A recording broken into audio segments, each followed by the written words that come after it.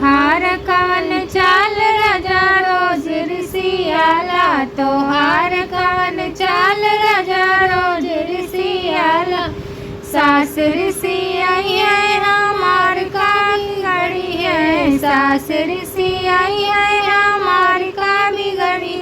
बहुत करी है हमारा ललन खेलई है, बहुत करी है हमारा ललन खेलई है। तोहार कवन चाल राजा रोज ऋषियाला, तोहार कवन चाल राजा रोज ऋषियाला। देवर ऋषि आई है हमार का करी है, देवर ऋषि आई है हमार का करी है।